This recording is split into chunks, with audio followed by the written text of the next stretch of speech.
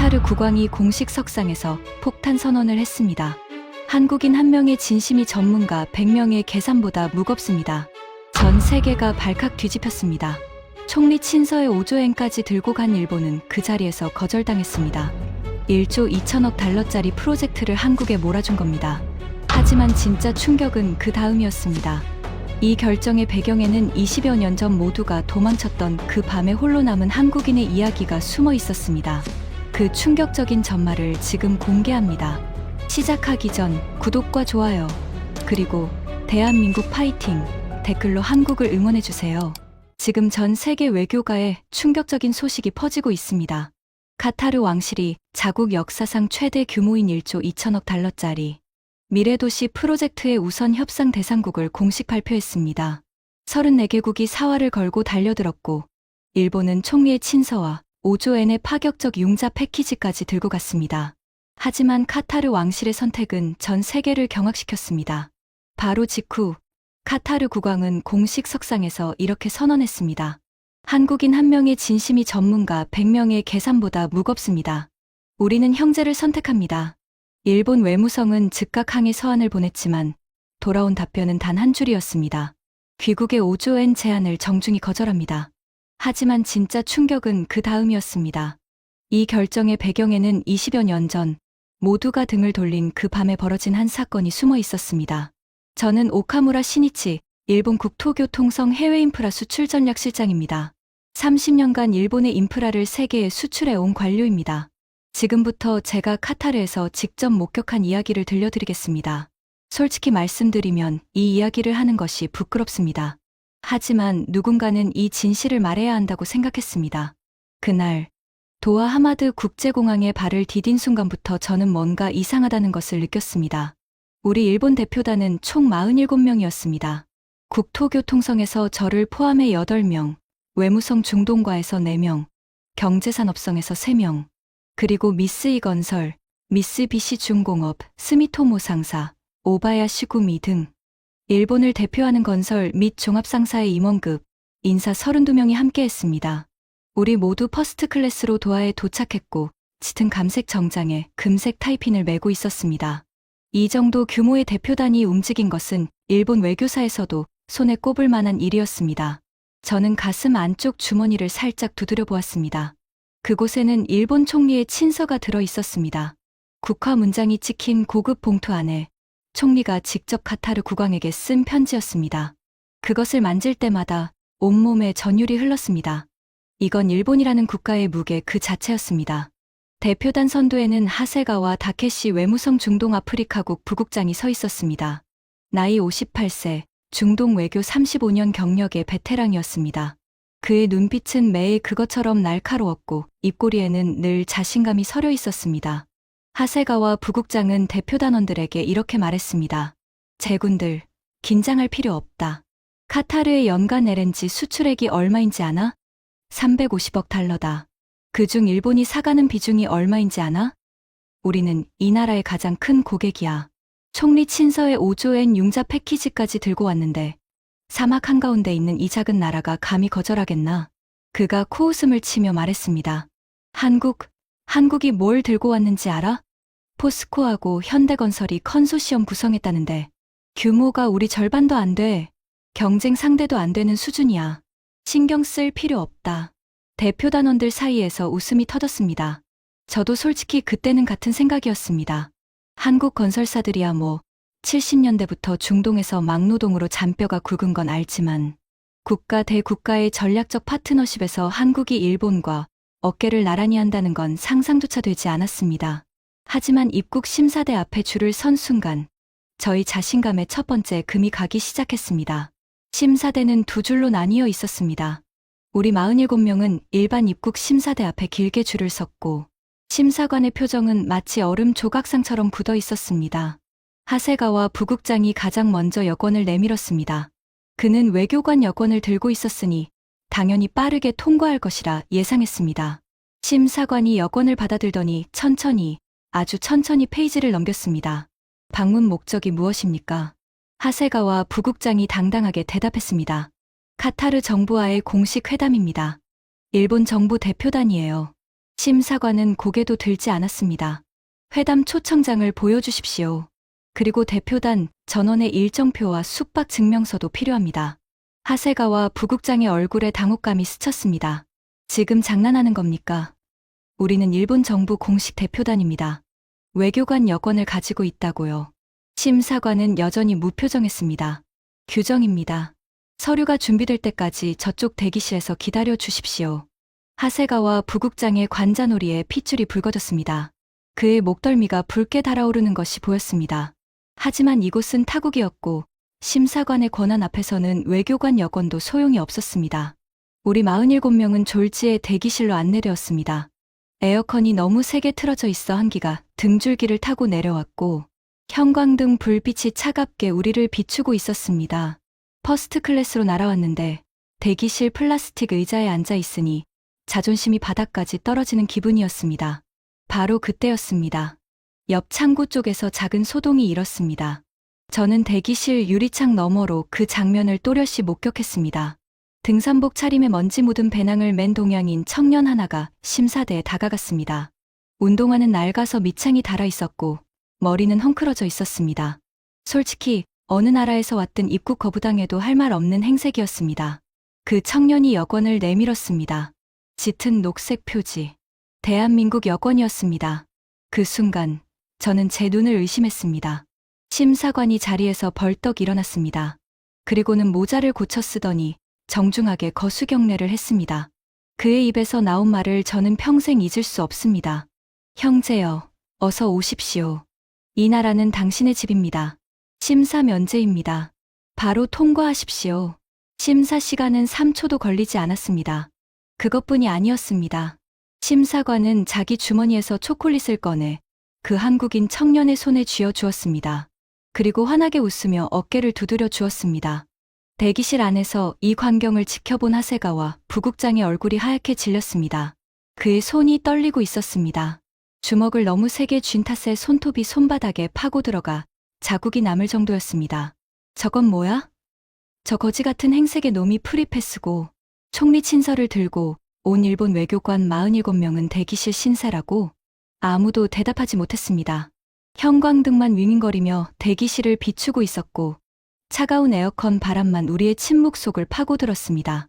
그것이 카타르에서 맞은 첫 번째 굴욕이었습니다. 하지만 저는 그때 아직 몰랐습니다. 이것은 시작에 불과했다는 것을. 결국 2시간 가까이 대기한 끝에 우리는 입국 심사를 통과했습니다. 하세가와 부국장은 입국장을 나서자마자 주먹으로 허공을 내리쳤습니다. 치욕이야. 이건 명백한 외교적 결례다. 항의할 거야. 저는 조심스럽게 말했습니다. 부국장님, 일단 진정하시죠. 공항 직원 한 명의 태도 때문에 회담 전체를 망칠 수는 없습니다. 중요한 건 프로젝트 수주입니다. 하세가와 부국장은 한참 동안 이를 갈다가 겨우 고개를 끄덕였습니다. 그래, 맞아. 어차피 결과로 말해주면 되는 거야. 공항 말단 직원이 어떤 태도를 보이든 결국 국가 간 계약은 돈과 기술이 결정하는 거니까. 저도 그 말에 동의했습니다. 솔직히 저는 그때까지만 해도 일본이 이 프로젝트를 따지 못할 가능성은 1%도 없다고 확신하고 있었습니다. 왜냐하면 우리에게는 이유가 있었습니다. 저 오카무라 시니치는 국토교통성에서 30년을 보낸 사람입니다. 도쿄대 공학부를 졸업하고 입성한 첫날부터 해외 인프라 수출이 저희 전부였습니다. 동남아시아, 아프리카, 중남미, 중동까지. 일본의 신칸센 기술이 인도에 수출되는 현장에도 제가 있었고 방글라데시 다카 지하철 프로젝트 협상 테이블에도 제가 앉아 있었습니다. 30년 동안 수주한 프로젝트의 총 금액이 68조 엔. 이건 자랑이 아니라 사실입니다. 그리고 이번 카타르 프로젝트는 제 커리어의 최종장이 될 예정이었습니다. 사막의 진주라 명명된 이 프로젝트는 카타르 북부 해안가에 420제곱킬로미터 규모의 미래도시를 건설하는 것이었습니다. 서울 면적의 3분의 2에 달하는 거대한 땅 위에 100% 재생에너지로 구동되는 스마트시티를 세우겠다는 야심찬 계획이었습니다. 전 세계에서 34개국이 입찰에 참여했습니다. 미국, 중국, 독일, 프랑스, 영국, 그리고 한국. 하지만 우리 일본의 제안이 압도적이었습니다. 5조 엔, 한화로 약 50조 원에 달하는 초저금리 장기 융자 패키지, 세계 최고 수준의 내진 설계 기술, 도쿄 오다이바, 오사카 유메시마 등 스마트시티 건설 실적, 그리고 무엇보다 총리의 친서까지. 이 정도면 협상이 아니라 통보나 다름없다고 생각했습니다. 대표단 내부에서도 분위기는 낙관적이었습니다. 미쓰이 건설의 이사 야마구치 겐지가 호텔 로비에서 제게 다가와 말했습니다. 오카무라 실장, 한국 컨소시엄 제안서 봤어? 포스코, 현대건설, SK 에코플랜트가 뭉쳤다는데 총 융자 규모가 우리 절반도 안 되더라고. 게다가 기술 제한도 우리가 압도적이야. 솔직히 이건 경쟁이라고 부르기도 민망한 수준이야. 저는 고개를 끄덕이며 대답했습니다. 맞습니다. 객관적으로 봐도 우리가 유리합니다. 다만 중국 쪽도 꽤 공격적으로 나오고 있으니 그쪽은 좀 신경 써야 합니다. 야마구치 이사가 코웃음을 쳤습니다. 중국은 싼 맛에 쓰다가 부실 공사로 욕먹은 전적이 한두 번이 아니잖아. 카타르 왕실이 그걸 모를 리 없지. 결국 답은 일본이야. 항상 그래왔듯이. 저도 그 말에 속으로 동의했습니다. 하지만 공항에서의 그 장면이 자꾸 머릿속에서 지워지지 않았습니다. 낡은 배낭을 맨 한국인 청년에게 거수경례를 하던 심사관의 모습, 그리고 그 심사관이 했던 말. 형제여, 이 나라는 당신의 집입니다. 그게 대체 무슨 뜻이었을까? 한국과 카타르 사이에 뭔가 제가 모르는 것이 있는 걸까? 하지만 저는 곧 그 생각을 머릿속에서 털어냈습니다. 공항 직원 한 명의 개인적 친절일 수 있고, 아니면 한류 때문에 한국에 호의적인 것일 수도 있습니다. 어차피 국가 간 계약은 감정이 아니라 국익으로 결정되는 것이니까요. K-팝 좀 좋아한다고 1조 달러짜리 프로젝트를 맡기겠습니까? 말도 안 되는 이야기입니다. 그날 밤 호텔에서 대표단 전체 회의가 열렸습니다. 하세가와 부국장이 상석에 앉아 브리핑을 주재했습니다. 내일 첫 번째 공식 면담이 잡혀 있다. 상대는 카타르 에너지산업부 알만수르 차관이다. 이 사람이 프로젝트 실무를 총괄하고 있으니 사실상 이 면담이 수주전의 첫 번째 고비라고 보면 된다. 하세가와 부국장이 프레젠테이션 자료를 넘기며 말했습니다.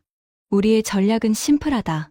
먼저 총리 친서를 전달해서 일본 정부의 의지를 보여주고 그 다음 5조 M 패키지의 세부 조건을 제시한다. 카타르 입장에서 이보다 좋은 조건은 없을 거야. 세계 어디에서도 이런 규모의 파이낸싱을 한 번에 제시할 수 있는 나라는 일본뿐이니까. 미쓰비시 중공업의 상무 와타나베가 질문했습니다. 한국 측 동향은 파악됐습니까? 하세가와 부국장이 손을 내저었습니다. 한국, 지금 신경 쓸 상대가 아니야. 포스코하고 현대건설이 나선다고는 하는데 솔직히 카타르 왕실이 보기에 한국은 그냥 하청업자 수준이지.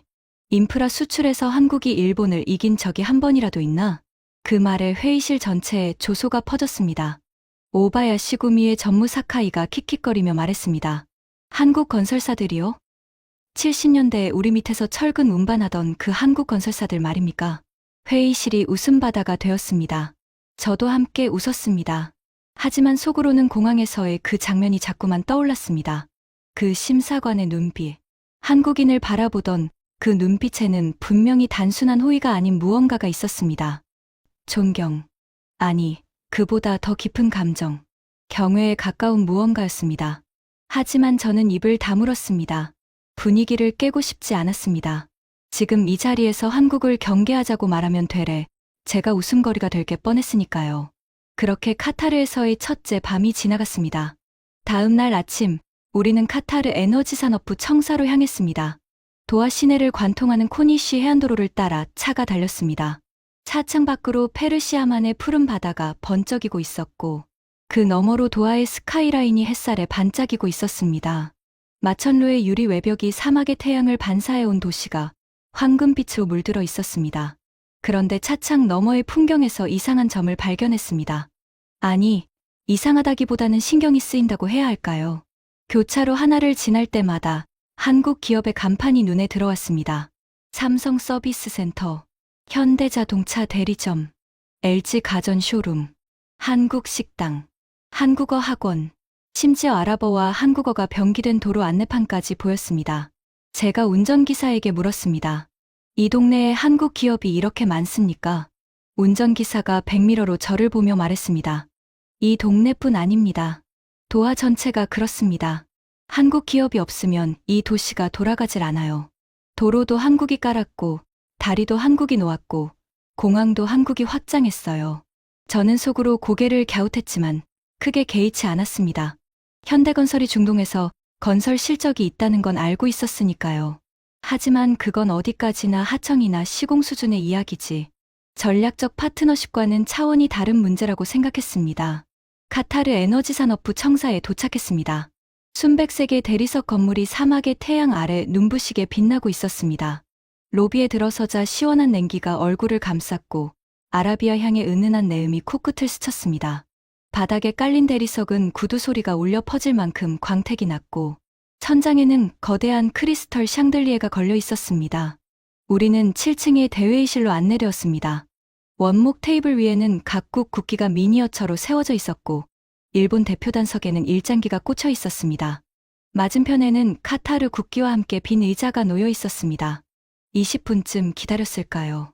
문이 열리고 알 만수르 차관이 들어왔습니다. 50대 초반의 다부진 체격에 순백색 토브에 금실로 수놓은 비슈트를 걸친 위풍당당한 모습이었습니다. 그의 뒤로 보좌관 5명이 줄지어 따라 들어왔습니다. 하세가와 부국장이 자리에서 일어나 공손하게 인사했습니다. 알 만수르 차관님, 만나 뵙게 되어 영광입니다. 일본 정부를 대표하여 인사드립니다. 알 만수르 차관이 미소를 지으며 악수를 건넸습니다. 하세가와 부국장님, 먼 길 오시느라 수고하셨습니다. 일본 대표단이 이렇게 대규모로 방문해 주시다니 감사합니다.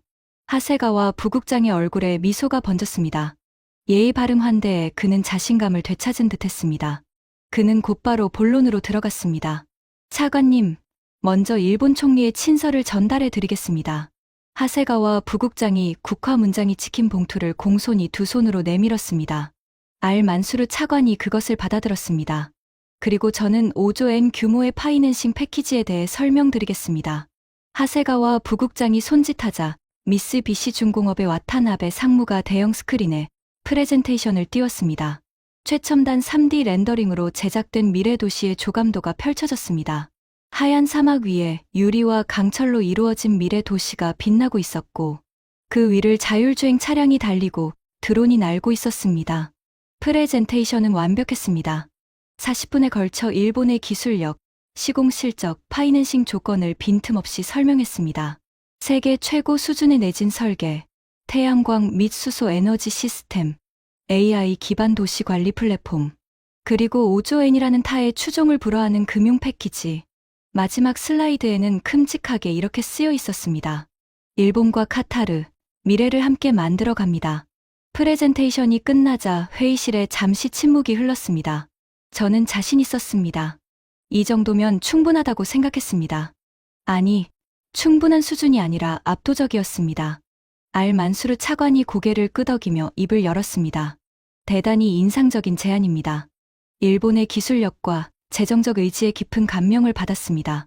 하세가와 부국장의 눈가에 승리의 미소가 번졌습니다.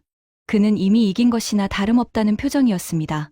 하지만 알 만수르 차관의 다음 한마디가 그 미소를 산산이 부숴버렸습니다. 다만 한 가지 말씀드릴 것이 있습니다. 알 만수르 차관이 천천히 물을 한 모금 마셨습니다. 그 짧은 침묵이 영원처럼 느껴졌습니다. 이 프로젝트에 관해서는 한국 측과 먼저 협의를 진행하고 있습니다. 한국과의 협의가 마무리된 후에 다른 국가들과의 논의를 이어가도록 하겠습니다. 회의실의 공기가 순간적으로 얼어붙었습니다. 시간이 멈춘 것 같았습니다. 저는 제 귀를 의심했습니다.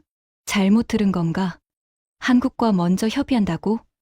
5조 엔짜리 제안을 방금 들었으면서 하세가와 부국장의 얼굴에서 혈기가 쏙 빠져나갔습니다. 그의 입술이 파르르 떨리고 있었습니다. 차관님. 제가 잘못 들은 것 같습니다. 한국이라고 하셨습니까? 알 만수르 차관은 태연하게 대답했습니다. 네, 그렇습니다.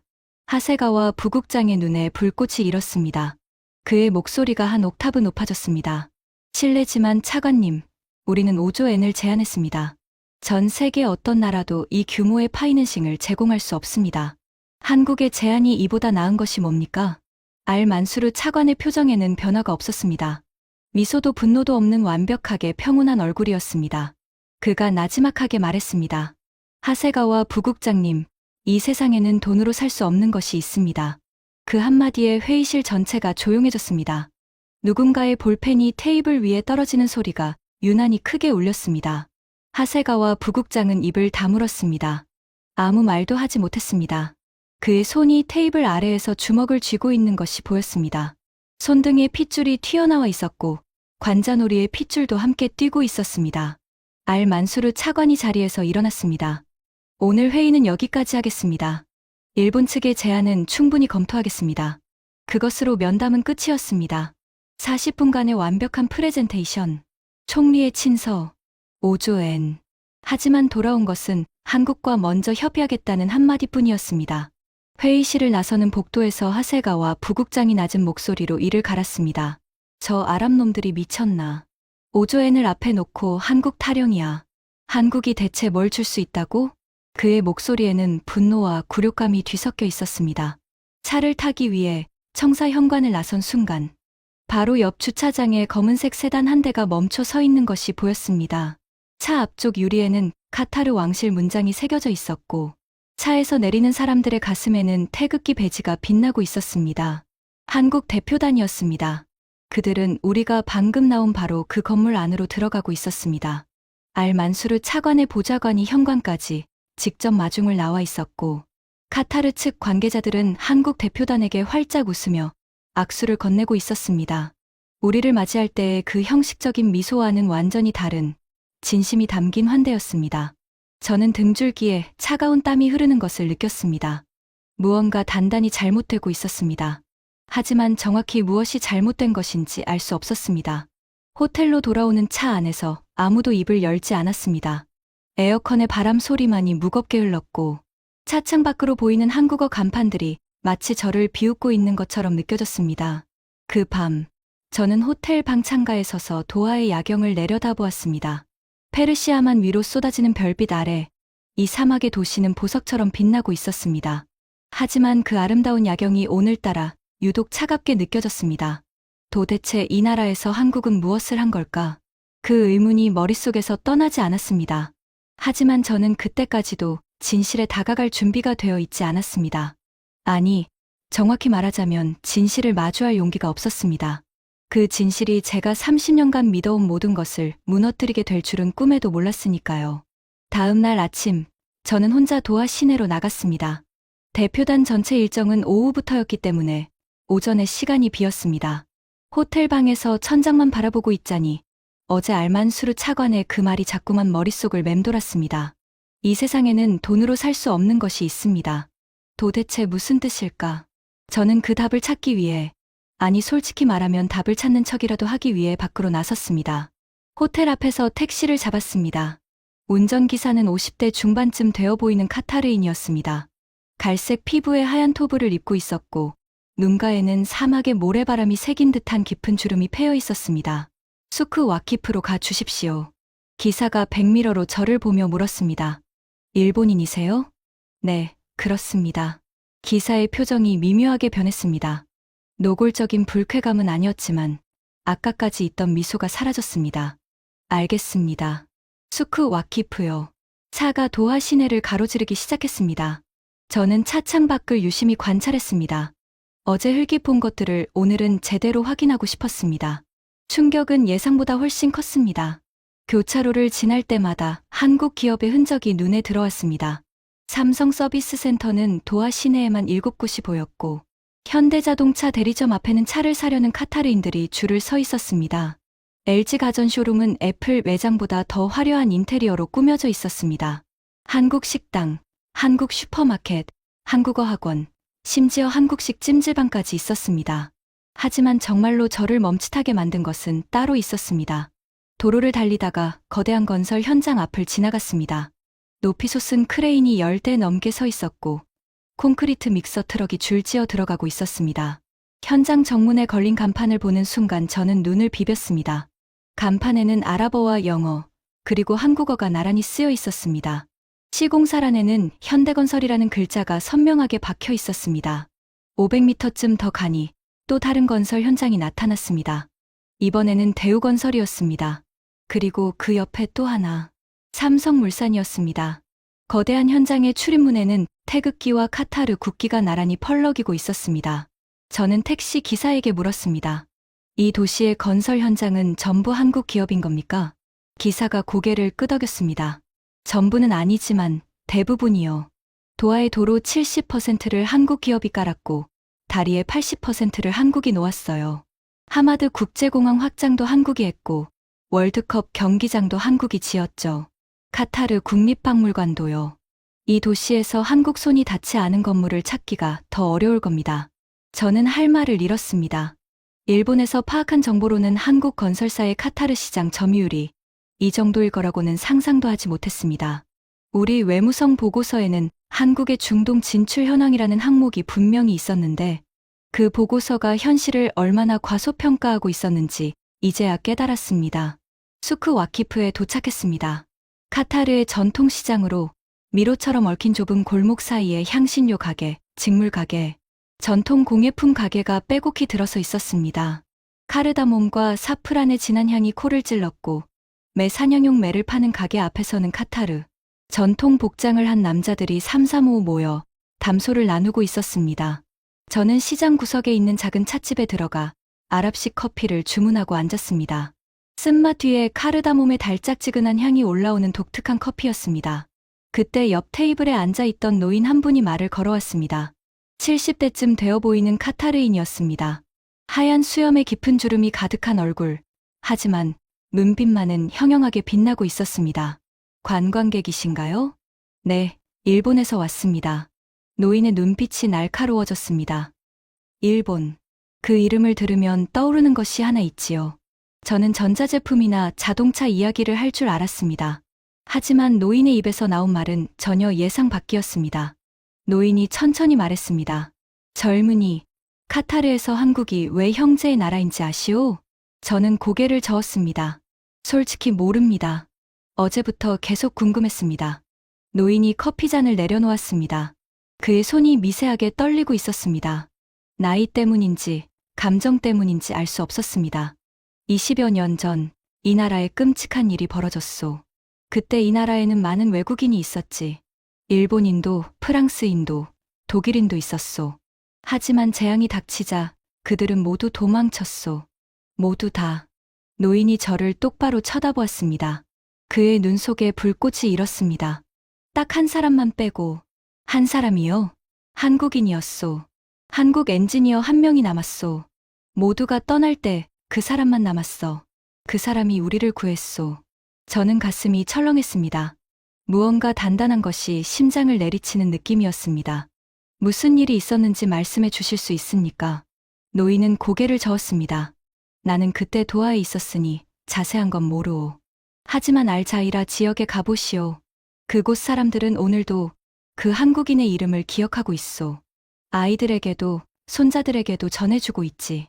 그리고 일본인인 당신이 꼭 알아야 할 것이 있소. 노인의 목소리가 낮아졌습니다. 그날 밤 당신네 나라 사람들이 무엇을 했는지도 함께 알게 될 거요. 저는 아무 말도 할 수 없었습니다. 커피잔을 든 손이 떨리고 있었습니다. 노인은 자리에서 일어나 지팡이를 짚고 천천히 찻집을 나갔습니다. 저는 한참을 그 자리에 앉아 움직이지 못했습니다. 그날 밤 당신네 나라 사람들이 무엇을 했는지 그 말이 가시처럼 가슴에 박혀 빠지지 않았습니다. 그날 오후 두 번째 공식 일정이 잡혀 있었습니다. 하세가와 부국장이 인맥을 총동원해 잡아낸 자리였습니다. 카타르 왕실의 실세 중 한 명인 알산이 왕자의 측근 알카흐탄이 고문을 만나는 것이었습니다. 알카흐탄이 고문은 왕실 투자청의 비공식 자문역으로 왕실의 중요한 결정에 막대한 영향을 미치는 인물이라고 했습니다. 하세가와 부국장은 이번에는 전략을 바꾸었습니다. 더 이상 프레젠테이션으로는 안 된다. 카타르 사람들이 원하는 게 뭔지 직접 물어봐야 해. 돈이 아니라면 도대체 뭘 원하는 건지. 저와 하세가와 부국장, 그리고 미쓰이 건설의 야마구치, 이사 셋만 움직였습니다. 도하 교회에 위치한 알카흐탄이 고문의 개인 저택으로 향했습니다. 저택은 상상 이상이었습니다. 높은 담장 안으로 들어서니 사막 한가운데 오아시스가 펼쳐졌습니다. 대취하자 나무가 줄지어 서 있었고 분수에서는 시원한 물소리가 들렸습니다. 저택의 정문은 이슬람 기하학 문양의 대리석으로 장식되어 있었고 문 앞에는 전통 복장의 경비원 둘이 미동도 없이 서 있었습니다. 응접실로 안내되어 기다리자 알카흐탄이 고문이 나타났습니다. 60대 후반의 백발 노인이었는데 하얀 토브에 검은 비슈트를 걸치고 있었고 손가락에는 커다란 에메랄드 반지가 빛나고 있었습니다. 눈빛은 온화했지만 그 속에 무언가 읽을 수 없는 깊이가 있었습니다. 아랍식 인사를 나누고 자리에 앉았습니다. 시종이 향이 피워진 은색 향로와 함께 아랍식 커피를 가져왔습니다. 찻잔이 작아서 한 모금이면 비워지는 것이었는데 비우면 바로 다시 채워주었습니다. 하세가와 부국장이 먼저 입을 열었습니다. 알카흐타니 고문님, 솔직하게 여쭙겠습니다. 어제 알만수르 차관과의 면담에서 한국과 먼저 협의하겠다는 답변을 들었습니다. 우리 일본은 5조엔이라는 전례 없는 파이낸싱을 제안했는데 도대체 무엇이 부족한 것인지 이해할 수가 없습니다. 알카흐타니 고문이 커피잔을 천천히 내려놓았습니다. 에메랄드 반지가 조명에 반짝였습니다. 하세가와 부국장님, 한 가지 여쭙겠습니다. 당신에게 형제가 있습니까? 하세가와 부국장이 의아한 표정을 지었습니다. 네, 형이 한 명 있습니다만 만약 당신의 형이 위급한 상황에 처했을 때 낯선 사람이 와서 당신 형을 살려줄 테니 대가로 1천만 달러를 달라고 하면 어떻게 하시겠습니까? 하세가와 부국장은 눈을 깜빡였습니다. 그것과 이 프로젝트가 무슨 관계가 있는 겁니까? 알카흐타니 고문이 미소를 지었습니다. 그리고 또 다른 사람이 와서 아무런 대가도 바라지 않고 당신 형의 목숨을 구해주었다면 20년이 지난 후에 당신은 누구에게 집 열쇠를 맡기시겠습니까? 하세가와 부국장이 대답하지 못했습니다. 알카흐타니 고문이 계속했습니다. 한국은 우리에게 가족입니다. 일본은 거래처이고요. 이것은 감정의 문제가 아니라 역사의 문제입니다. 하세가와 부국장의 얼굴이 굳어졌습니다. 그가 목소리를 높였습니다. 역사라뇨? 일본도 카타르와 수십 년간 에너지 협력을 해왔습니다. 우리가 카타르의 LNG를 세계 시장에 알려준 것도 일본이에요. 공동의 역사가 없다고 할 수 없습니다. 알카흐타니 고문의 미소가 사라졌습니다. 그의 눈빛이 처음으로 차가워졌습니다. 하세가와 부국장님, 당신이 말하는 역사는 거래의 역사입니다. LNG를 사고 돈을 주고 LNG를 사고, 그것은 거래이지 우정이 아닙니다. 하지만 한국과의 역사는 다릅니다. 무엇이 다르다는 겁니까? 알카흐타니 고문이 잠시 침묵했습니다. 그리고 창 너머 사막을 바라보며 나지막하게 말했습니다. 20여 년 전 알자이라에서 무슨 일이 있었는지 아십니까? 저는 심장이 쿵 하고 내려앉았습니다. 오늘 아침 찻집에 노인이 했던 말과 똑같았습니다. 알자이라. 그 지명이 또 나왔습니다. 하세가와 부국장은 무표정하게 대답했습니다. 모릅니다. 알카흐타니 고문이 고개를 끄덕였습니다. 그 표정에는 슬픔과 분노가 뒤섞여 있었습니다. 모르실 겁니다. 당신의 나라는 그것을 기억하고 싶지 않을 테니까. 그 말에 하세가와 부국장의 눈썹이 꿈틀했습니다. 무슨 뜻입니까? 일본이 무엇을 기억하고 싶지 않다는 거죠? 알카흐타니 고문은 대답하지 않았습니다. 대신 자리에서 일어났습니다. 면담은 여기까지 하겠습니다. 하세가와 부국장님, 한 가지만 말씀드리죠. 이 프로젝트는 단순한 건설 계약이 아닙니다. 이것은 카타르라는 국가의 미래 100년을 맡기는 것입니다. 우리는 위기의 순간에 함께 남아준 사람에게 미래를 맡기고 싶습니다. 돈을 들고 왔다가 위기가 오면 돈을 들고 떠나는 사람에게는 맡기지 않습니다. 이 말이 정확히 무엇을 뜻하는 건지 확인하고 싶었지만 알카흐타니 고문은 이미 방을 나가고 있었습니다.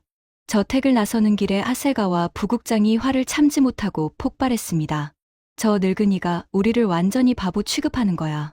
돈을 들고 왔다가 떠나는 사람이라니. 대체 무슨 소리를 하는 건지. 야마구치 이사도 불쾌한 표정이었습니다. 20여 년 전 알자이라에서 무슨 일이 있었다는 건지 왜 아무도 구체적으로 말을 안 하는 겁니까? 저는 속으로 생각했습니다. 이건 분명 뭔가 있다. 카타르 사람들이 2번이나 같은 이야기를 꺼냈다. 알자이라, 20여 년 전, 그리고 일본이 기억하고 싶지 않을 것. 이 세 가지 키워드가 하나의 사건을 가리키고 있는 것이 분명했습니다. 그날 밤, 저는 호텔방에서 노트북을 열고 알자이라에 대해 검색하기 시작했습니다. 하지만 마음 한쪽에서는 두려움이 올라오고 있었습니다. 이 진실이 밝혀졌을 때 일본에게 좋은 이야기가 아닐 수 있다는 직감 때문이었습니다. 바로 그때 호텔 방 전화가 울렸습니다. 프런트 데스크에서였습니다. 오카무라님, 로비에 손님이 찾아오셨습니다. 밤 10시에 손님이라니. 누구입니까? 자신을 유럽연합 통상대표부의 관계자라고 밝혔습니다. 저는 의아했지만 로비로 내려갔습니다. 거기에 서 있던 사람은 50대 초반의 독일 여성이었습니다. 금발 머리를 깔끔하게 올려 묶은 모습에 짙은 감색 재킷을 입고 있었습니다. 명함을 건넸는데 이름은 카타리나 베버. 직함은 유럽연합 통상대표부 에너지인프라과 선임분석관이었습니다. 오카무라 실장님, 처음 뵙겠습니다. 갑자기 찾아뵈서 죄송합니다. 사실은 같은 처지인 사람끼리 이야기를 나누고 싶어서요. 같은 처지라니요? 우리도 떨어졌거든요.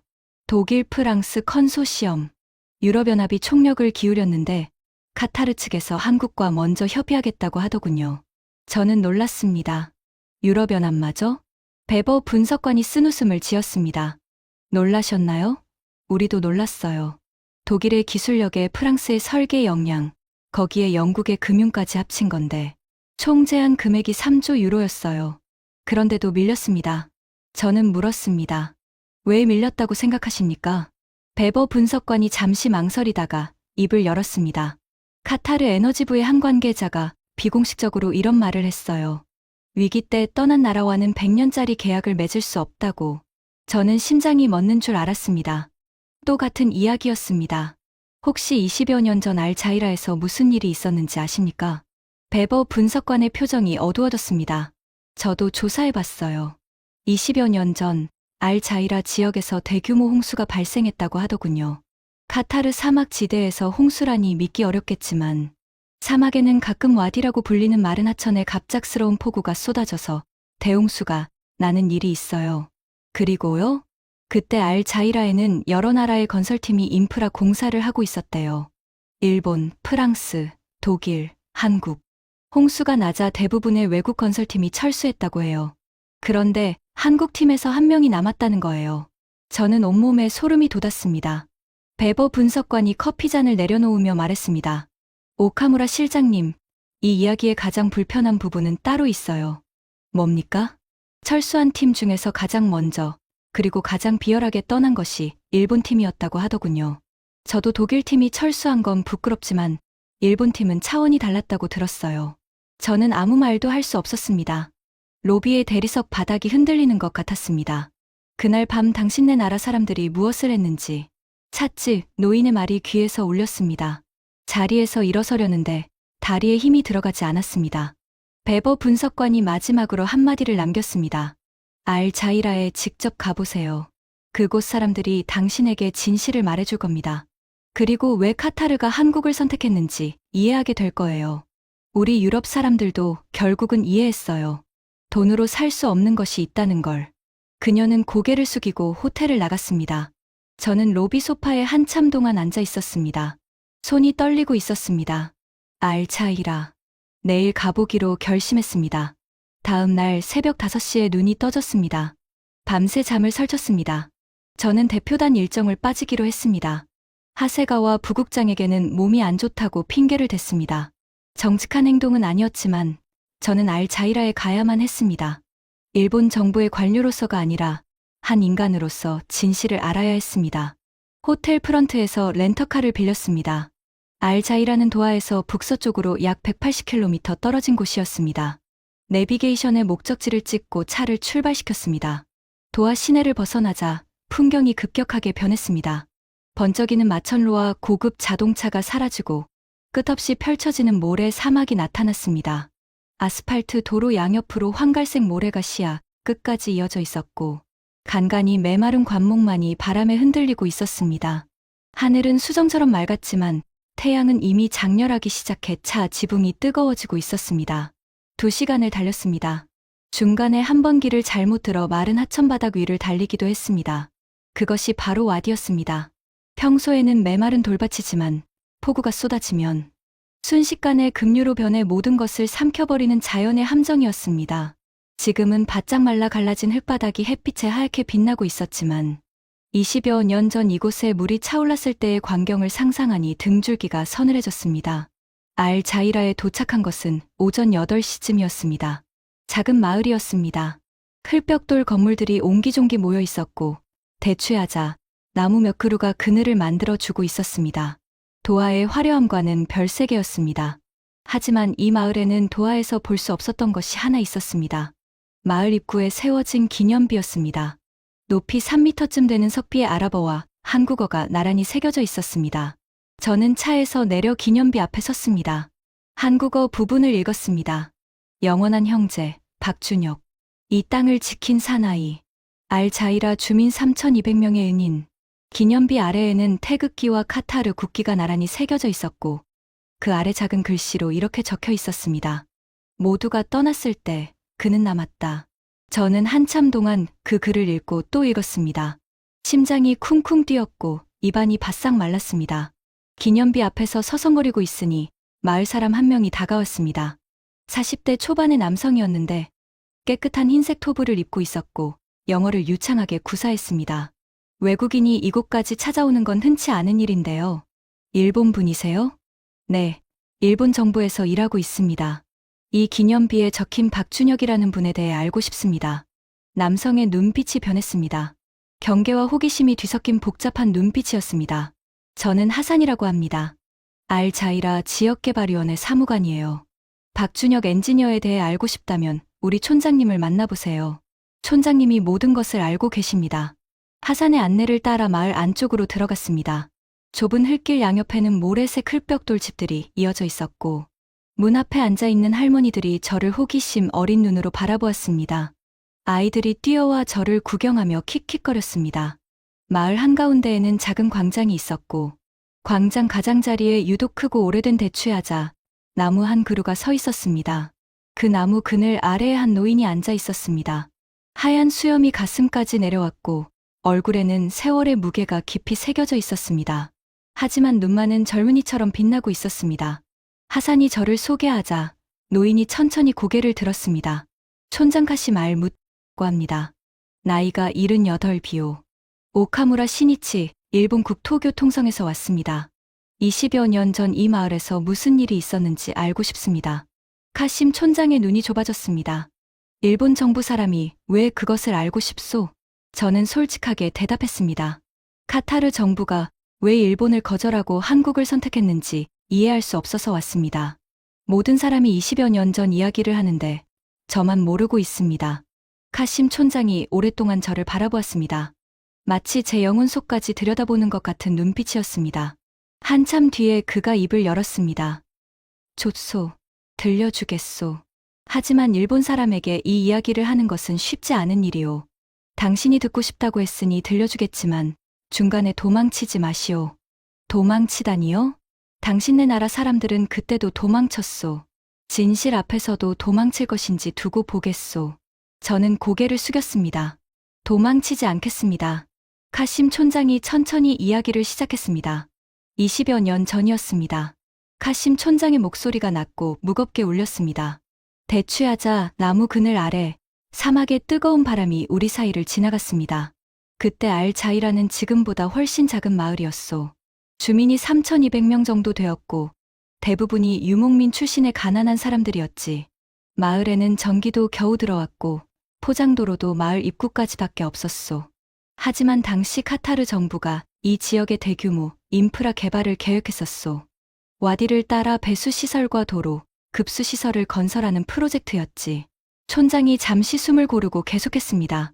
그 프로젝트에 여러 나라 건설 회사가 참여했소. 일본에서 미쓰이 건설이 왔고, 프랑스에서 빈치 건설이 왔고, 독일에서도 한 회사가 왔소. 그리고 한국에서 작은 팀이 왔는데 규모가 제일 작았소. 기술자가 5명뿐이었으니까. 저는 물었습니다. 일본 팀은 어떤 역할이었습니까? 카심 촌장의 눈이 날카로워졌습니다.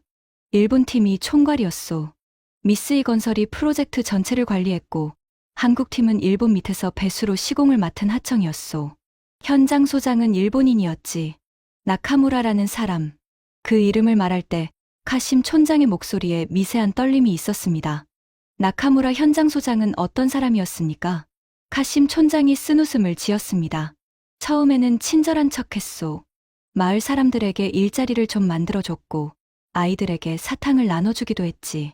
하지만 그건 겉모습이었소. 속은 완전히 달랐어. 카심 촌장의 주먹이 꽉 쥐어졌습니다. 나카무라는 우리 마을 사람들을 사람 취급하지 않았소. 현장에서 일하는 우리 청년들에게 개새끼라고 불렀고, 식수를 달라고 하면 낙타 물이나 마시라고 소리쳤소. 한 번은 우리 마을 청년 하나가 작업 중에 다쳐서 피를 흘리고 있었는데 나카무라가 뭐라고 했는지 아시오? 뭐라고 했습니까? 공사비에 너희 치료비까지 포함 안 되어 있다. 자기 나라 병원에나 가라. 저는 속이 뒤틀렸습니다. 같은 일본인이 그런 말을 했다니. 카심 촌장이 계속했습니다. 한국 팀은 달랐소. 팀 리더가 박준혁이라는 30대 중반의 젊은 엔지니어였는데 이 사람은 나카무라와는 하늘과 땅 차이였소. 어떤 점이 달랐습니까?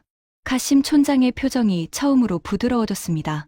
박준혁은 현장에 처음 왔을 때부터 우리 마을 사람들에게 인사를 했소. 아랍어를 서툴게나마 배워서 안녕하세요. 감사합니다. 정도는 할 수 있었지. 아이들 이름을 외웠고 마을 장로들에게 존경의 인사를 했소. 일하다 쉬는 시간에는 마을 청년들에게 건설 기술을 가르쳐 주기도 했소. 한 번은 우리 마을 우물이 고장났는데 자기 일도 아닌데 하루 꼬박 써서 고쳐줬지. 나카무라한테 호되게 혼이 났다는 걸 나중에 알았소. 카심 촌장의 눈시울이 붉어졌습니다. 그런 날들이 몇 달 흘렀소. 그리고 그해 겨울 악몽 같은 일이 벌어졌소. 저는 숨을 죽이고 들었습니다. 사막에 비가 왔소. 그것도 보통 비가 아니라 100년에 한 번 올까 말까 한 대폭우가 쏟아진 거요. 72시간 동안 쉬지 않고 내렸소. 하늘에 구멍이 뚫린 것처럼 쏟아부었지. 사막의 모래는 물을 흡수하지 못하오. 물이 고이고 고인 물이 와디를 따라 흘러내리고 와디가 넘치고 순식간에 거대한 급류가 되어 모든 것을 집어삼키기 시작했소. 카심 촌장의 목소리가 떨리기 시작했습니다. 첫째 날 마을 외곽의 가축 울타리가 쓸려갔소. 양 300마리가 급류에 휩쓸려 사라졌고 마을 창고에 비축해 둔 식량도 물에 잠겼소. 사람들은 높은 곳으로 대피했지만 알자이라 주변은 사방이 평지여. 높은 곳이라 해봐야 마을 뒤쪽의 작은 언덕뿐이었소. 둘째 날 물이 마을 안까지 차올랐습니다. 집들이 무너지기 시작했소. 클벽돌 집들이 물에 녹아내렸고 아이들과 노인들을 먼저 언덕으로 옮겼지만 그 언덕마저 물이 올라오고 있었소.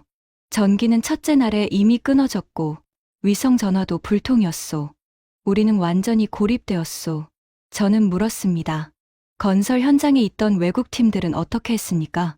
카심 촌장의 눈에 분노의 불꽃이 일었습니다. 그의 주먹이 물을 위에서 하얗게 질리도록 쥐어졌습니다. 가장 먼저 움직인 건 일본이었소. 나카무라 현장 소장은 폭우가 시작되고 6시간 만에 도쿄 본사와 위성 전화로 연결했소. 아직 회선이 살아있을 때였지.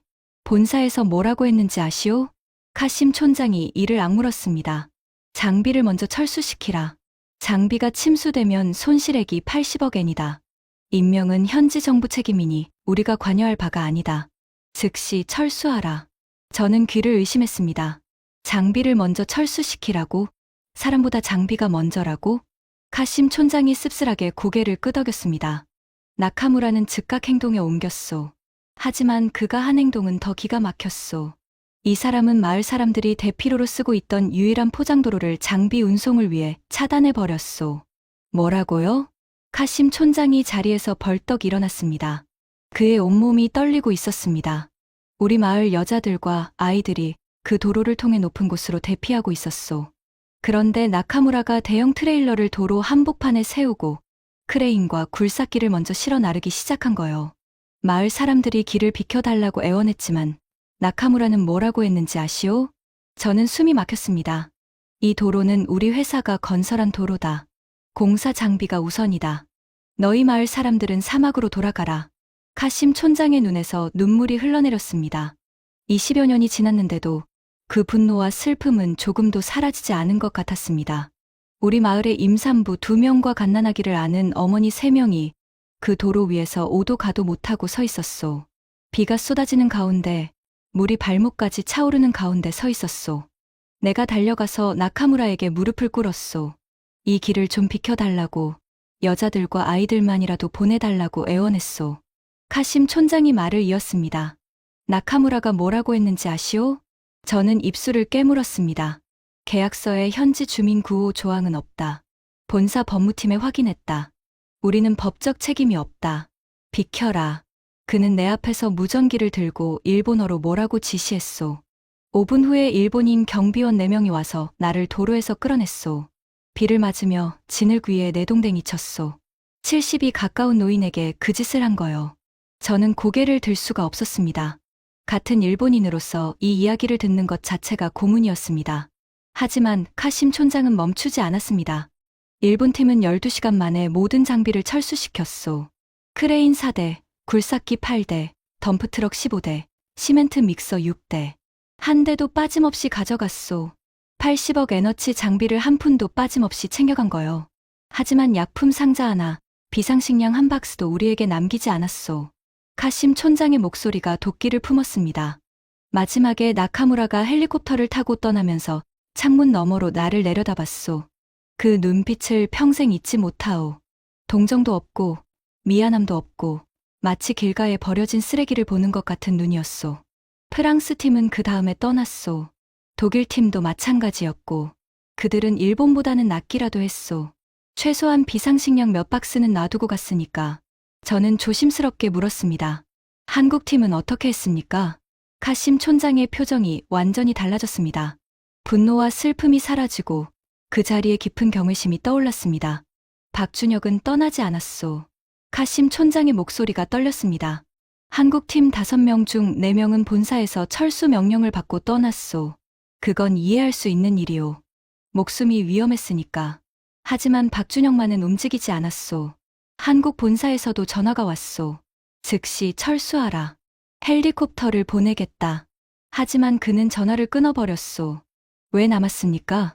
카심 촌장이 고개를 저었습니다. 나도 물어봤소. 왜 남느냐고. 목숨이 아깝지 않느냐고. 박준혁이 뭐라고 했습니까? 카심 촌장의 눈에서 다시 눈물이 흘러내렸습니다. 그가 말했소. 촌장님, 제가 이 마을에 배수로를 만들었습니다. 제가 만든 배수로의 수문을 열면 물을 빼낼 수 있습니다. 그 배수로의 구조를 아는 건 저밖에 없습니다. 제가 떠나면 3,200명이 물에 잠깁니다. 저는 갈 수 없습니다. 저는 가슴이 찢어지는 것 같았습니다. 카심 촌장이 계속했습니다. 하지만 문제가 있었소. 배수로 수문은 마을에서 3km 떨어진 와디 하류에 있었소. 그곳까지 가려면 이미 물이 허리까지 찬 사막을 횡단해야 했소. 급류가 흐르고 있었고 부유물이 떠다니고 있었고 언제 물이 더 불어날지 알 수 없는 상황이었소.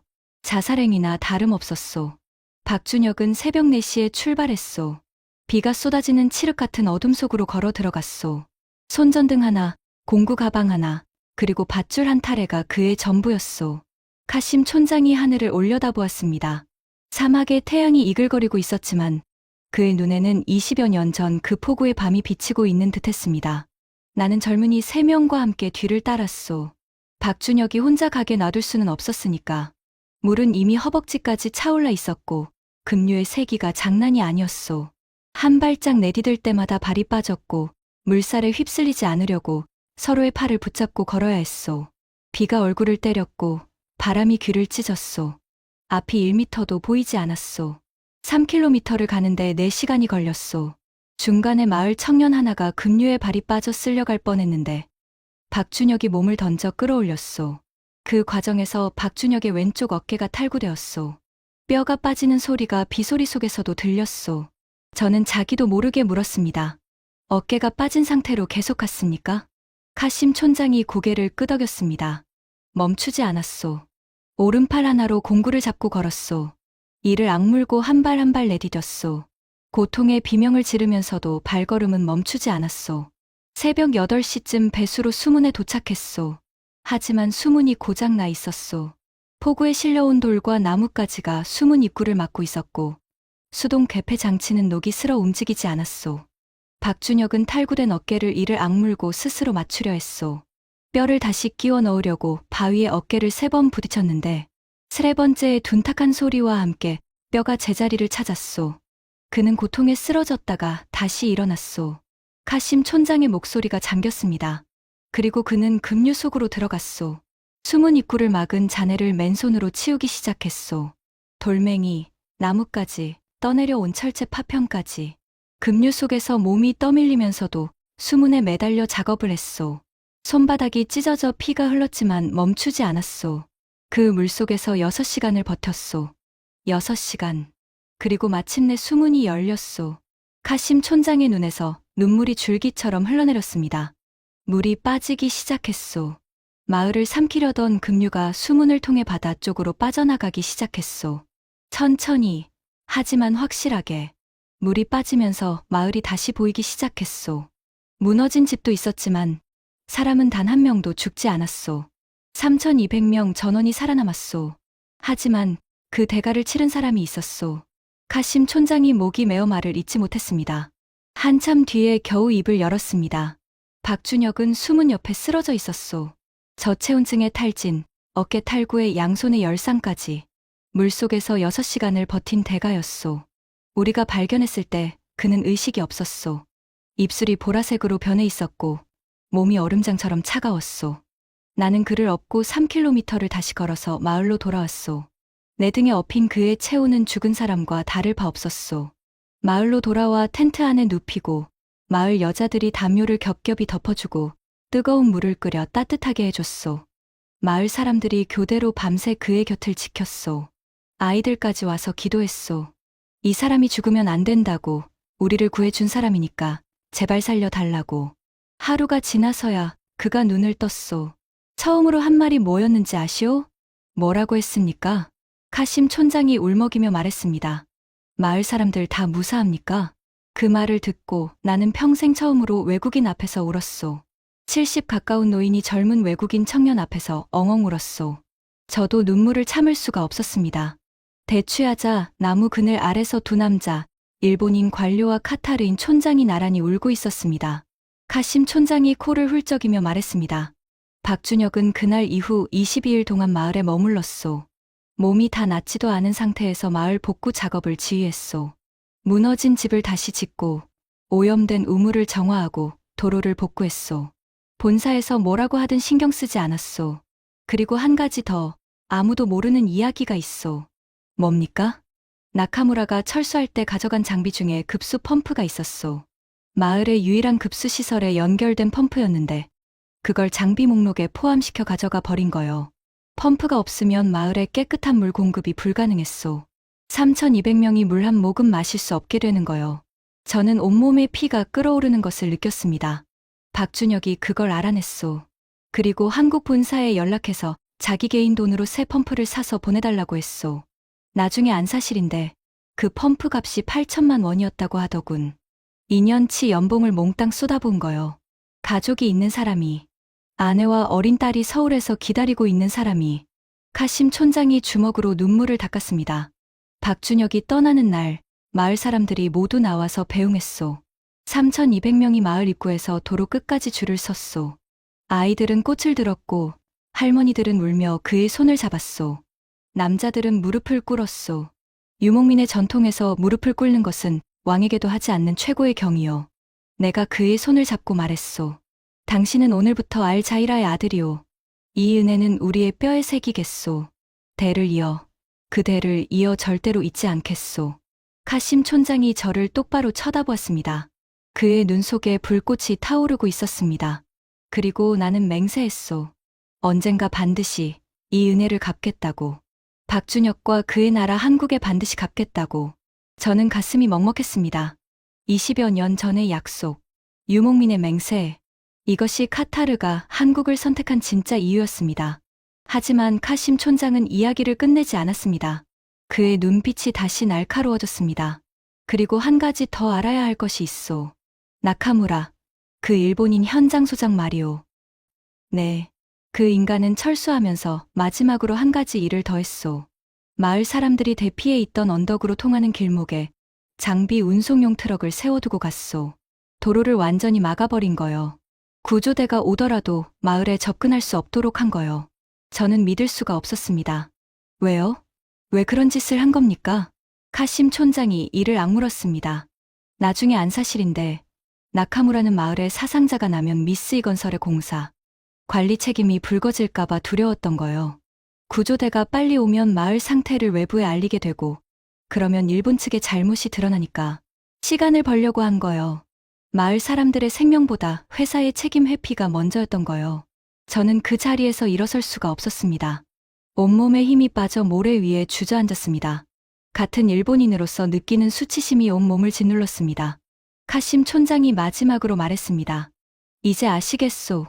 왜 카타르가 한국을 형제라 부르고 일본을 거래처로 대하는지, 돈으로 살 수 없는 것이 무엇인지. 저는 고개를 깊이 숙였습니다. 부끄럽습니다. 카심 촌장이 잠시 저를 내려다보다가 나지막하게 말했습니다. 부끄러워할 줄 아는 것은 좋은 일이오. 하지만 진정한 용기는 부끄러움을 아는 데서 그치는 것이 아니라 그 부끄러움을 인정하고 바로잡는 데 있소. 사막의 바람이 대추하자 잎을 흔들었습니다. 저는 한참 동안 그 자리에 앉아 움직이지 못했습니다. 알자이라에서 도하로 돌아오는 길, 저는 운전대를 잡고 있었지만 정신은 다른 곳에 있었습니다. 3시간 동안 사막의 직선 도로를 달리면서 카심 촌장의 이야기가 끊임없이 머릿속을 맴돌았습니다. 나카무라의 얼굴이 떠올랐다가 박준혁의 이름이 떠올랐다가 했습니다. 80억 엔의 장비를 한 푼도 남기지 않고 철수시킨 일본과 2년 치 연봉을 쏟아부어 급수 펌프를 사준 한국인, 대피로를 장비 트럭으로 막아버린 현장 소장과 탈구된 어깨로 6시간 동안 급류 속에서 수문을 열어젖힌 엔지니어. 같은 인간인데 어떻게 이렇게 다를 수가 있는 걸까? 도하에 도착한 것은 저녁 7시쯤이었습니다. 호텔 로비에 들어서자마자 하세가와 부국장이 저를 발견하고 달려왔습니다. 그의 얼굴에는 흥분이 가득 차 있었습니다. 오카무라, 어디 갔다 온 거야? 하루 종일 연락이 안 됐잖아. 일단 좋은 소식이 있어. 무슨 소식입니까? 내일 카타르 국가전략위원회 특별회의에 우리가 최종 프레젠테이션을 할 수 있게 됐어. 에미르의 직속 자문기구야. 여기서 결정되면 그걸로 끝이야. 하세가와 부국장이 주먹을 불끈 쥐며 말했습니다. 이번에는 확실히 못을 박아야 해. 5조엔에다가 추가로 기술 이전까지 약속하자. 카타르가 거절 못할 조건을 만들 거야. 저는 아무 대답도 하지 못했습니다. 하세가와 부국장은 제 침묵을 피로 때문이라고 생각했는지 어깨를 두드리며 호텔 방으로 보내주었습니다. 방에 들어와 침대에 앉았지만 잠이 올 리 없었습니다. 내일 회의에서 어떤 일이 벌어질지 저는 이미 예감하고 있었습니다. 하지만 하세가와 부국장에게 알자이라에서 들은 이야기를 전할 용기가 없었습니다. 그가 들으면 뭐라고 할까? 20여 년 전 일이 뭐 어쨌다는 거야. 지금 중요한 건 프로젝트 수주야. 분명 그렇게 말할 것이 뻔했습니다. 다음 날 아침, 카타르 국가전략위원회가 열리는 아밀리 디완으로 향했습니다. 아밀리 디완은 카타르 왕실의 공식 행정궁전으로 순백색 대리석에 황금색 돔이 얹어진 웅장한 건물이었습니다. 입구에는 왕실 근위대가 도열해 있었고 내부는 이슬람 기하학 문양의 타일과 거대한 크리스탈 샹들리에로 장식되어 있었습니다. 회의실로 안내되었습니다. 원형 회의 테이블에 15명의 장관급 인사들이 앉아 있었습니다. 에너지부, 국방부, 재무부, 교통부, 문화부 등 카타르의 핵심 부처 장관들이 모두 모여 있었습니다. 상석에는 에미르의 대리인인 수석 고문관이 앉아 있었습니다. 일본 대표단은 하세가와 부국장을 필두로 7명이 참석했고 저도 그중 하나였습니다. 맞은편에는 한국 대표단석이 있었는데 아직 비어 있었습니다. 그 밖에도 중국, 독일, 프랑스 대표단의 자리가 마련되어 있었습니다. 수석 고문관이 회의 시작을 알렸습니다. 오늘은 사막의 진주 프로젝트의 최종 파트너를 결정하는 자리입니다. 각국 대표단에게 마지막 발언 기회를 드리겠습니다. 하세가와 부국장이 가장 먼저 발언권을 얻었습니다. 그는 일어서서 당당하게 마지막 제안을 내놓았습니다. 일본은 기존 5조 엔 패키지에 더해 핵심 스마트시티 기술의 완전한 이전을 추가로 약속합니다. 또한 프로젝트 완공 후 10년간 무상 유지 보수를 보장합니다. 이 조건을 능가할 나라는 세계 어디에도 없다고 확신합니다. 자신만만한 표정이었습니다. 객관적으로 봐도 압도적인 제안이었습니다. 중국 대표도 발언했고 독일 프랑스 컨소시엄 대표도 발언했습니다. 하지만 회의실의 분위기는 묘했습니다. 장관들의 표정이 이미 결론이 난 사람들의 얼굴이었습니다. 수석 고문관이 말했습니다. 각국의 제안에 감사드립니다. 이제 우리 위원회 내부 논의를 하겠습니다. 각국 대표단은 잠시 대기해 주십시오. 우리는 회의실 밖 대기실로 나왔습니다. 30분이 지나도 호출이 없었습니다. 1시간이 지났습니다. 하세가와 부국장이 초조하게 복도를 왔다 갔다 했습니다. 1시간 30분이 되었을 때 회의실 문이 열렸습니다. 우리는 다시 안으로 안내되었습니다. 회의실 안에는 미묘한 변화가 있었습니다. 장관들 중 몇 명의 눈이 붉어져 있었습니다. 마치 울었던 것처럼. 무슨 이야기가 오갔는지 알 수 없었지만 분위기가 단단히 달라져 있었습니다. 수석 고문관이 입을 열었습니다. 결정을 말씀드리기에 앞서 한 분의 발언이 있겠습니다. 그때 회의실 문이 열리고 한 사람이 들어왔습니다. 40대 초반의 젊은 남성이었습니다. 깔끔한 네이비색 토브에 금색 비슈트를 걸친 모습. 카타르 정부 인사 특유의 위엄이 느껴졌지만 그의 눈에는 다른 장관들에게서는 볼 수 없었던 무언가가 있었습니다. 열정. 아니 그보다 더 깊은 무언가. 사명감이라고 해야 할까요? 수석 고문관이 소개했습니다. 알 자히라 지역 출신 국가인프라개발부 장관 하산 알 무타일입니다. 하산. 저는 심장이 멎는 줄 알았습니다.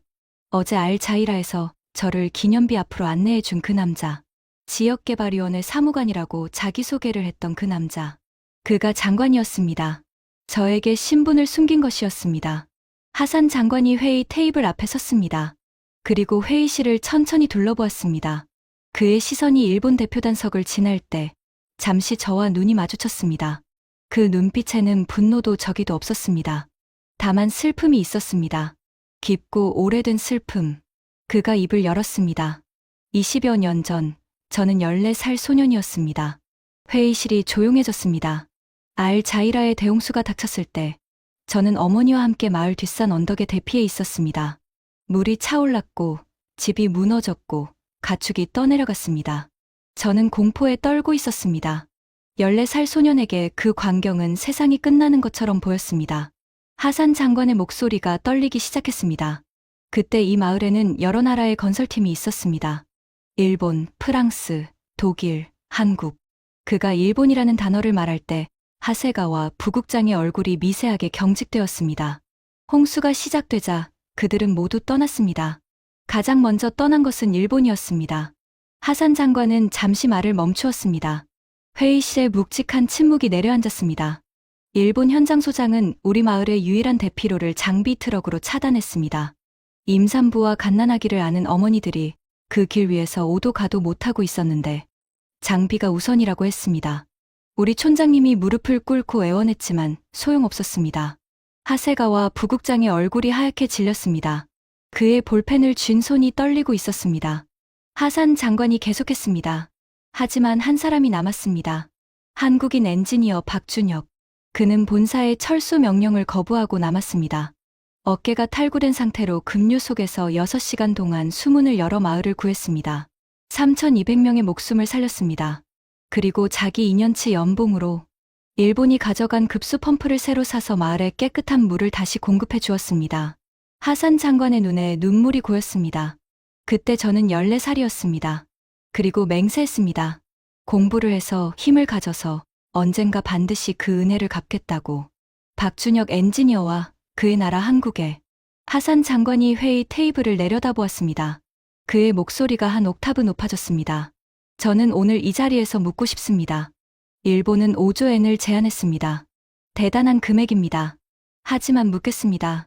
20여 년 전 우리 국민 3,200명이 죽어가고 있을 때 당신들은 80억 에너치 장비를 챙기고 떠났습니다. 오늘 5조 엔을 들고 왔다고 해서 그때 떠난 기억이 지워집니까? 회의실이 얼어붙었습니다.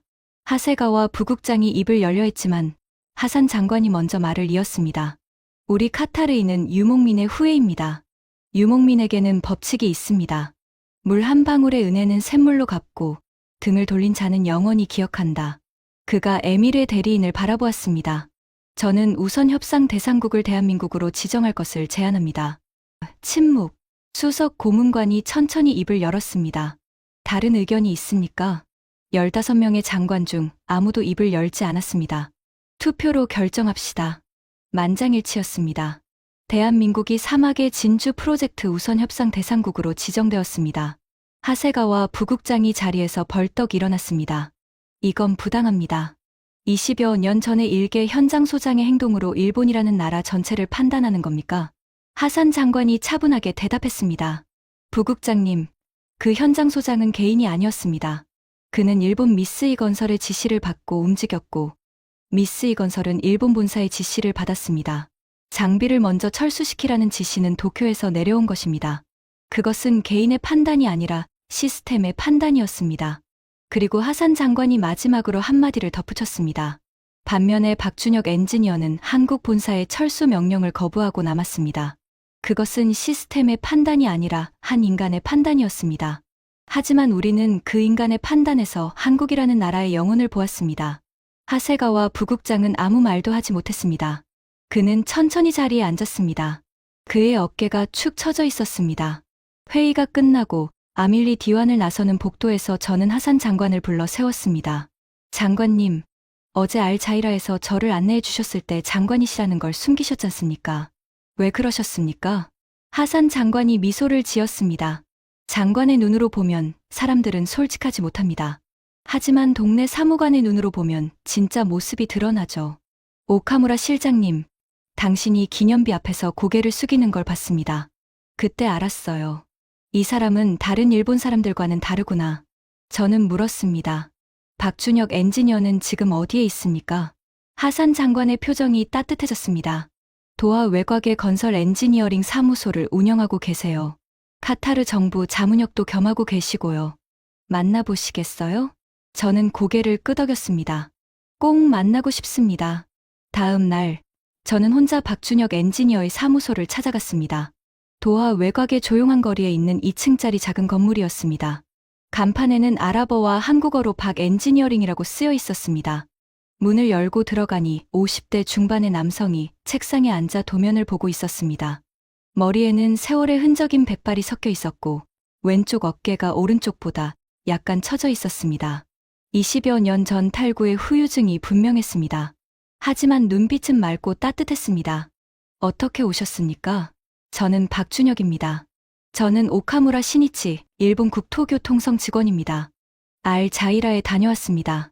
그 말에 박준혁의 표정이 미묘하게 변했습니다. 놀라움과 경계가 스쳤다가 이내 평온해졌습니다. 앉으세요. 커피 드릴까요? 우리는 마주 앉아 커피를 마셨습니다. 아랍식 커피가 아니라 한국식 인스턴트 커피였습니다. 그 소박한 커피잔을 든 순간 눈물이 핑 돌았지만 참았습니다. 저는 솔직하게 모든 것을 말했습니다. 카타르에 온 이유, 알자이라에서 들은 이야기, 그리고 일본 대표단이 프로젝트를 놓친 것까지. 박준혁은 조용히 듣더니 한참 뒤에 입을 열었습니다.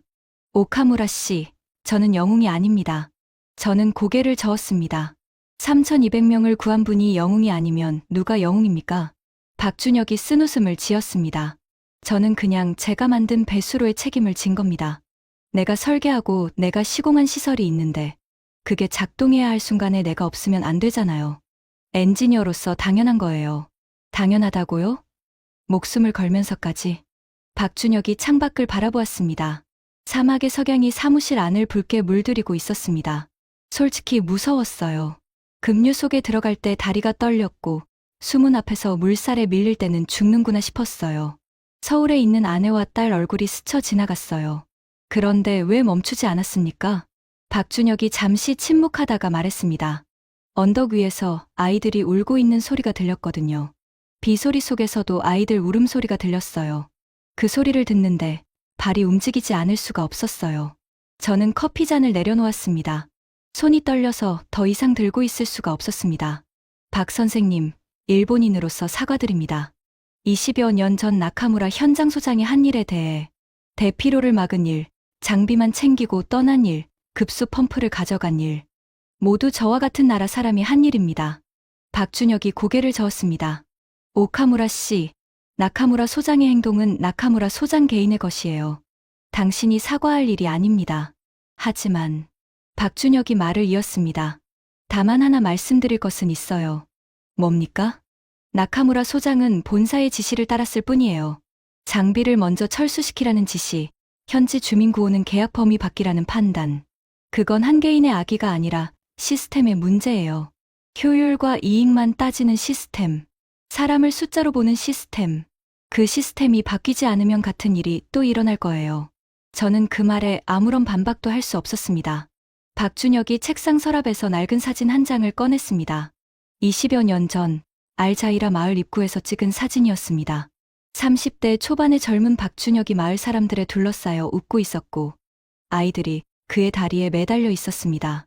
사진 속 하늘은 맑았고 홍수의 흔적은 이미 사라진 뒤였습니다.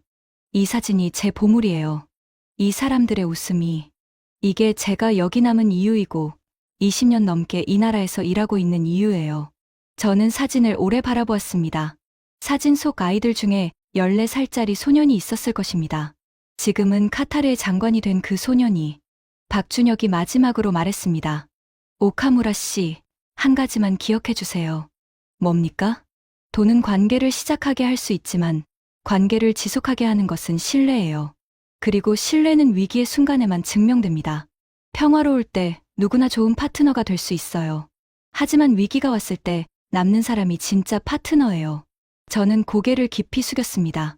도하 공항으로 향하는 길, 저는 택시 안에서 창밖을 바라보았습니다.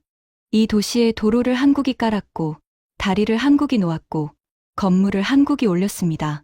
하지만 그것은 기술이나 돈의 결과가 아니었습니다. 20여 년 전, 모두가 떠날 때 한 사람이 남았기 때문이었습니다. 그 한 사람의 선택이 3,200명의 목숨을 구했고, 한 소년의 인생을 바꿨고, 두 나라의 운명을 바꾼 것이었습니다. 공항 입국장을 지나면서 저는 다시 그 표지판을 보았습니다. 대한민국 특별무대 입국. 이제야 저는 그 말의 무게를 온전히 이해했습니다. 비행기가 도하의 활주로를 떠올랐습니다. 창밖으로 사막의 도시가 점점 작아지고 있었습니다. 반짝이는 마천루들, 그 사이를 흐르는 도로들, 그리고 저 멀리 사막의 끝에 있을 알자이라 마을. 저는 눈을 감았습니다. 그리고 생각했습니다. 5조 엔. 그 돈이면 도시 하나를 세울 수 있습니다. 하지만 사람의 마음 하나는 살 수 없습니다. 일본은 돈을 들고 갔다가 돈을 들고 돌아왔습니다. 한국은 사람을 남기고 사람을 얻었습니다. 30년간 인프라 수출이 전부였던 저에게 카타르는 한 가지를 가르쳐 주었습니다. 진정한 경쟁력은 기술이 아니라 신뢰이고, 신뢰는 위기 속에서만 증명된다는 것을. 여러분, 이것이 카타르가 한국을 형제라 부르는 이유입니다. 돈으로 살 수 없는 것이 있습니다. 위기의 순간에 남아준 사람에 대한 기억, 목숨을 걸고 지켜준 은혜, 그리고 그 은혜를 대를 이어갚겠다는 약속. 이것이 바로 돈으로도, 기술로도, 총리의 친서로도 살 수 없는 대한민국의 진정한 힘입니다. 카타르의 사막은 기억하고 있습니다. 모두가 떠났을 때 누가 남았는지. 그리고 그 기억은 1조 2천억 달러의 미래로 보답받았습니다. 자랑스럽지 않으십니까? 지금까지 카타르가 5조 엔을 거절하고 한국을 선택한 충격적인 이야기였습니다. 돈으로 살 수 없는 대한민국의 진정한 힘. 자랑스럽지 않으십니까? 댓글에 형제의 나라 네 글자를 남겨주세요. 이 이야기가 더 많은 분들께 전해질 수 있도록 구독과 좋아요 부탁드립니다. 지금까지 터칭 스토리였습니다. 감사합니다.